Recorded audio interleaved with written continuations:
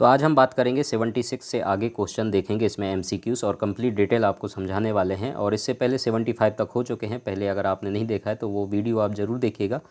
और उसके अलावा आपको बुक वगैरह की रिक्वायरमेंट है, आप डिस्क्रिप्शन पे लिंक मिल जाएंगे, वहाँ से आप ऑर्डर कर सकते हैं। तो सबसे पहले हम यहाँ पर सवाल देख लेते हैं, SGOT इज़ इंक्रीज्ड इन। तो SGOT जो हमारा है कब इंक्रीज्ड होता है, इसका मतलब ये है कि आपको क्लिनिकल सिग्निफिकेंस हर एक टेस्ट का पता होना चाहिए। यह बहुत ज़रूरी है। हर एक टेस्ट जब भी आप परफॉर्म करते हैं उसके पीछे क्लिनिकल सिग्निफिकेंस भी होता है भाई, कि वो कम हो रहा है, अगर ज़्यादा हो रहा है उसका लेवल नॉर्मल से, तो कुछ ना कुछ एबनॉर्मलिटी है बॉडी में, सिंपल। तो ये क्लिनिकल सिग्निफिकेंस बहुत ज़रूरी है एक लेबोरेटरी टेक्नोलॉजिस्ट के लिए, कि आपको हर एक टेस्ट का, जो भी पर्टिकुलर टेस्ट आप करते हैं, बायोकेमिस्ट्री का हो चाहे हेमेटोलॉजी का हो, जो भी टेस्ट आप परफॉर्म करते हैं, उसकी अगर नॉर्मल रेंज है, उससे ज़्यादा और कम हो रहा है तो क्यों हो रहा है, उसके पीछे रीज़न क्या है। तो उसमें से बहुत सारे सवाल बनते हैं, ये मैं आपको बता देता हूँ, समझ में आ रहा है। तो SGOT यहाँ पर दिया है, तो SGOT SGPT के बारे में आप लोगों ने नाम सुना होगा और टेस्ट भी किया होगा। ये लिवर फंक्शन टेस्ट के अंतर्गत आता है, आप लोगों ने देखा होगा पूरा प्रोफाइल लिवर फंक्शन टेस्ट का। इसके अलावा इसके फुल फॉर्म की अगर हम बात करें तो serum glutamate oxaloacetate transaminase, simple. और इसको शॉर्ट में AST भी कहा जाता है, ठीक है। तो इसके नाम से भी आता है, AST ALT दो नाम जो हैं SGOT और SGPT के लिए उपयोग किए जाते हैं। तो ये कौन कौन सी कंडीशन में बढ़ सकता है। तो सबसे पहले तो हम इसके नॉर्मल रेंज की बात करेंगे, ये भी आपके एग्जाम में आते हैं। तो मैं बहुत सारे इसमें और क्वेश्चन के आंसर भी आपको दे देता हूँ, ताकि आपको ये आसान हो। और इसको आप कारमैन यूनिट्स में लिखा जाता है, और इंटरनेशनल यूनिट भी इसको बोलते हैं। तो ये अलग अलग बुक्स में आपको अलग अलग मिलेगा। जैसे कि SGPT की अगर हम बात करेंगे तो इसमें आपको देखने को मिल जाएगा 5 से 35, ठीक है। इसके अलावा OT की अगर हम बात करेंगे, इसको शॉर्ट में OTPT बोलते हैं, 8 से लेकर 40 तक आपको देखने को मिल जाएगा। अगर हम इंटरनेशनल यूनिट भी देखते हैं तो वही हमारे जो हमने लैब में एस्टेब्लिश किया है, 5 से 38, ठीक है। तो ये होता है। तो सिंपल है, आपको नॉर्मल वैल्यू भी हर एक चीज़ों का पता होना चाहिए, तभी जा कर के आप पता लगा पाएंगे कि बढ़ा हुआ आ रहा है रीडिंग या कम आ रहा है। अब ये बढ़ा क्यों होता है, इसके पीछे का रीज़न क्या है। तो कंडीशंस बहुत सारे हैं, जैसे कि यहाँ पर दिए हैं, तो ये सारे के सारे कंडीशन इसमें हैं। मायोकार्डियल इन्फेक्शन है, वायरल हेपेटाइटिस है, टॉक्सिक हेपेटाइटिस है। तो हेपेटाइटिस शब्द दिया हुआ है, मतलब ये सब आपके लिवर से रिलेटेड है। किससे रिलेटेड है, लिवर से रिलेटेड है, समझ में आ गया आपको। अब इसके अलावा वायरल हेपेटाइटिस हमने बोल दिया, टॉक्सिक हेपेटाइटिस भी बोल दिया। इसके अलावा बहुत सारे ऐसे और भी क्लिनिकल सिग्निफिकेंस हैं, जैसे कि जो भी अगर लिवर डिसीज है, ठीक है, लिवर डिसीज जिसको हम हेपेटिक नेक्रोसिस भी बोल सकते हैं।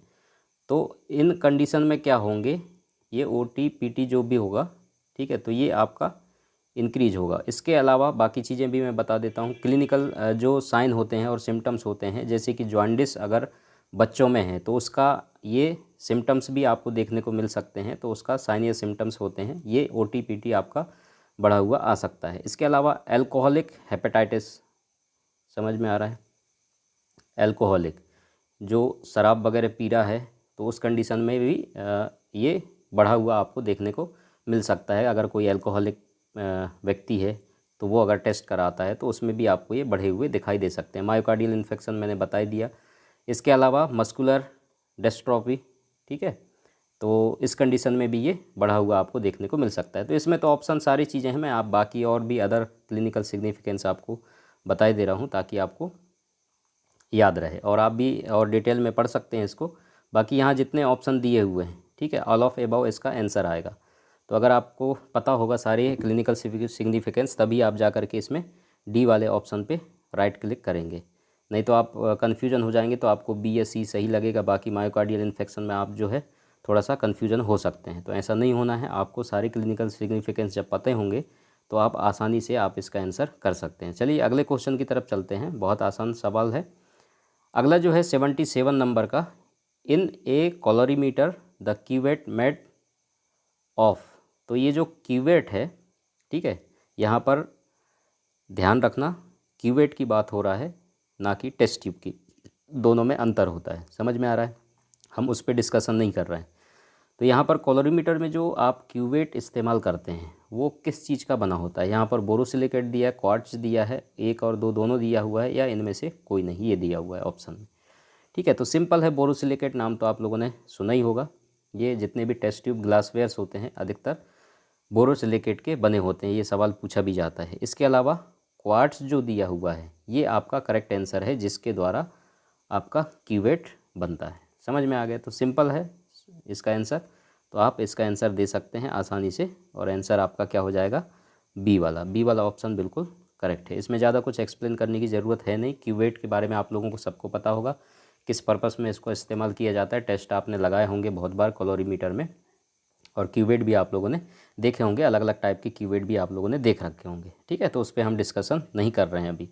चलिए अगले सवाल की तरफ हम चलते हैं। इसमें अगला सवाल आपका है, यहाँ पर देखने को मिल रहा है 78 number question, RBC pipette can be used for. तो आरबीसी पिपेट जो है आप इस्तेमाल कहाँ पर करते हैं? तो सिंपल है, आरबीसी पिपेट है तो दिमाग में आ ही जाएगा कि भैया आरबीसी काउंट के लिए ही इस्तेमाल करते हैं।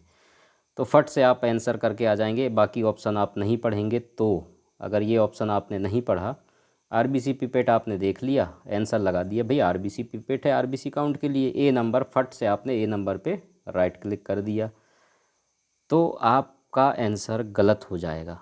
समझ आया? इसीलिए बोलते हैं कि ऑप्शन सारे आपको रीड करना है, ताकि ऐसा ना हो कि आपका आंसर गलत हो जाए। इसके लिए आपको सारे ऑप्शंस पढ़ने होंगे। तो यहाँ पर आरबीसी पिपेट की अगर हम बात करें तो आरबीसी पिपेट केवल और केवल आरबीसी काउंट के लिए इस्तेमाल नहीं होता है, इसके अलावा प्लेटलेट्स काउंट के लिए भी इस्तेमाल किया जाता है। समझ में आ गया? किसके लिए?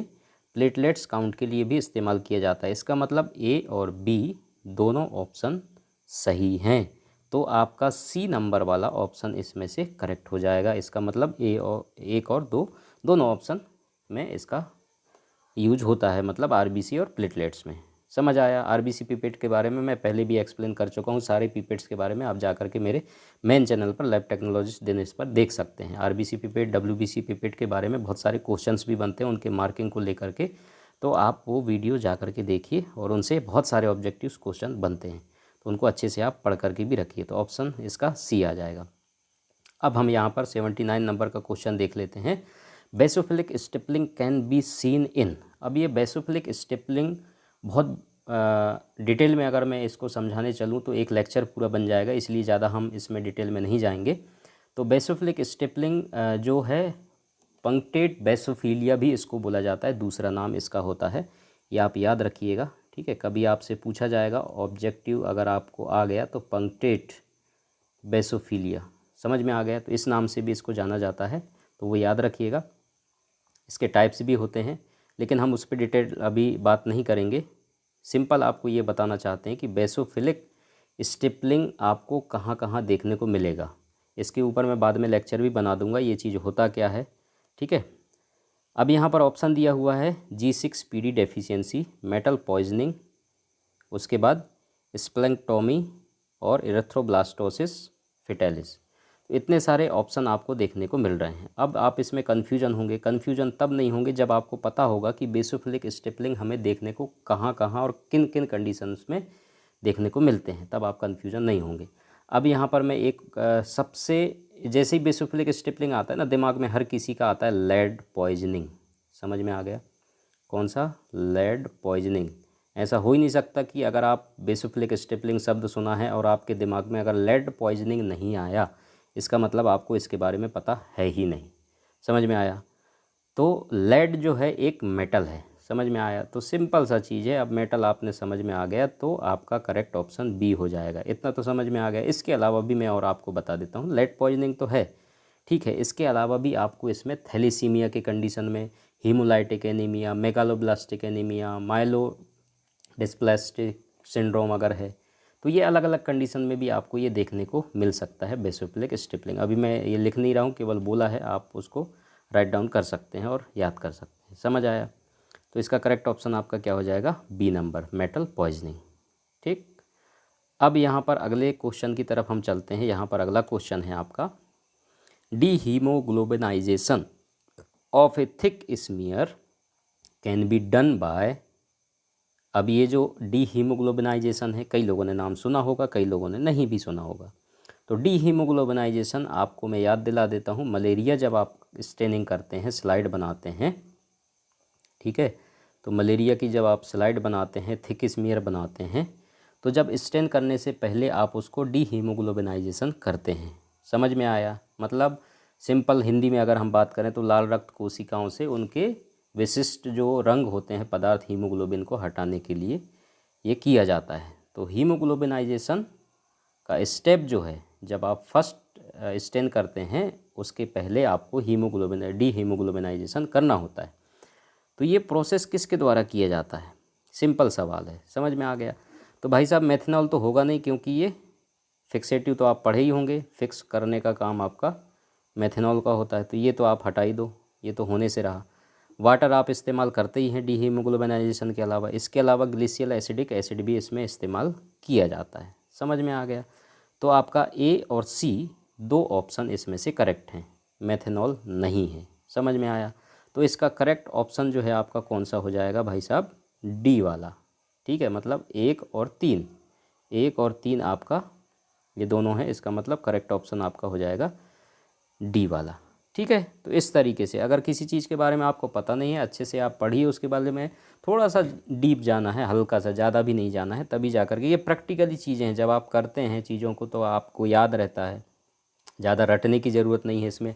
किताबी ज्ञान ज़्यादा प्रैक्टिकली भी है और थ्योरिकल चीज़ें भी कुछ होते हैं जो आपको पढ़ने होते हैं। और प्रैक्टिकली जब आप करते हैं तो आपको तो रटा ही होता है हर एक चीज़ें, भाई कौन कौन से स्टेप क्या क्या इस्तेमाल आप कर रहे हैं। ठीक है, नॉर्मल वैल्यू सारी चीज़ें आप आपके आंखों के सामने दिख ही रहे हैं, दिन रात आप देख ही रहे हैं उनको, नॉर्मल वैल्यू को, वो रट ही जाते हैं।